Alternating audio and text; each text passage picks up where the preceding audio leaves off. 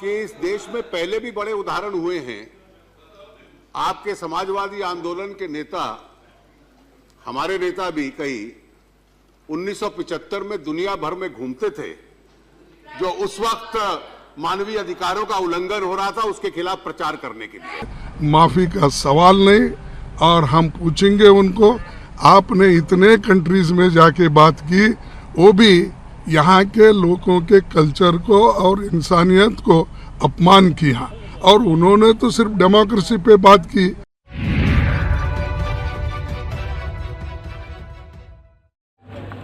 नमस्कार, इन खबर में आपका स्वागत है।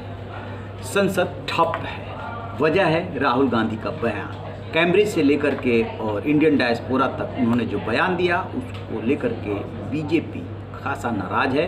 और सत्ता पक्ष आमतौर पे कम ही होता है जो संसद की कार्रवाई नहीं चलने देता है या शोर शराबा करता है, क्योंकि सत्ता पक्ष की जिम्मेदारी होती है कार्रवाई को सुचारू रूप से चलाने में मदद करना।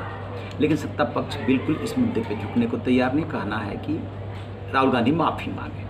कांग्रेस भी अड़ गई है कि राहुल गांधी क्यों माफ़ी मांगे, वो सीधे प्रधानमंत्री पे वार कर रही है। मल्लिकार्जुन खड़गे कांग्रेस के अध्यक्ष है, उन्होंने प्रधानमंत्री को लेकर के क्या कहा कि उन्होंने किन किन देशों में जाकर के भारतीयों के बारे में जो कहा था, क्या उसके लिए माफ़ी मांगेंगे? सुनिए उनको जरा।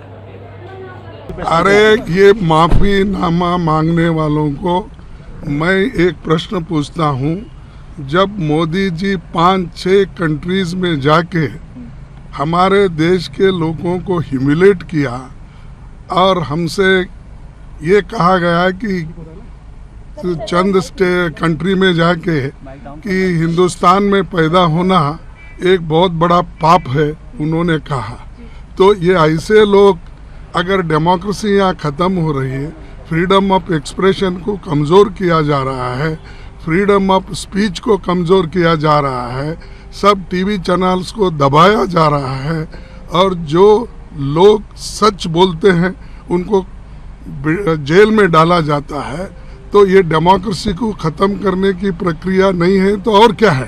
तो इसीलिए माफ़ी का सवाल नहीं, और हम पूछेंगे उनको, आपने इतने कंट्रीज में जाके बात की, वो भी यहाँ के लोगों के कल्चर को और इंसानियत को अपमान किया, और उन्होंने तो सिर्फ डेमोक्रेसी पे बात की, और हर जगह जो लोग जाते हैं डिबेट में अपने विचार रखते हैं, उससे ताल्लुक इससे नहीं है।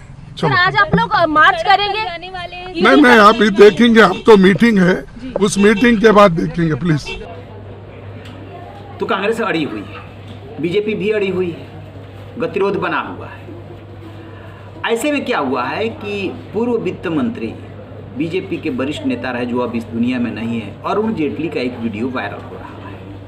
अरुण जेटली बोल रहे हैं और बता रहे हैं कि इमरजेंसी के दौरान किन किन पार्टी के नेताओं ने मानवाधिकार उल्लंघन का मामला विदेशी फोरम पे उठाया था, मदद मांगी थी। तो ऐसा होता रहा है, जरा सुनिए।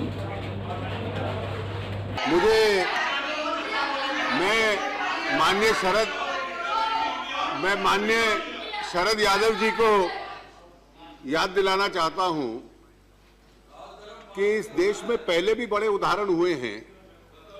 आपके समाजवादी आंदोलन के नेता, हमारे नेता भी कई 1975 में दुनिया भर में घूमते थे, जो उस वक्त मानवीय अधिकारों का उल्लंघन हो रहा था, उसके खिलाफ प्रचार करने के लिए। अरुण जेटली को भी आपने सुना।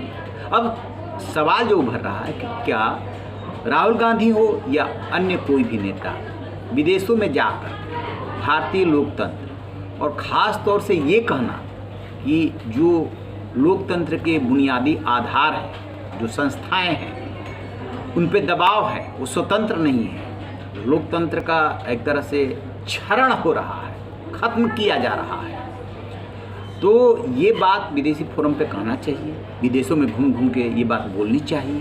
अभी इसमें दूसरा पक्ष जो तर्क दे रहा है कि सरकार की आलोचना और देश की आलोचना दोनों में फ़र्क है, वो बीजेपी की बात मानने को तैयार नहीं।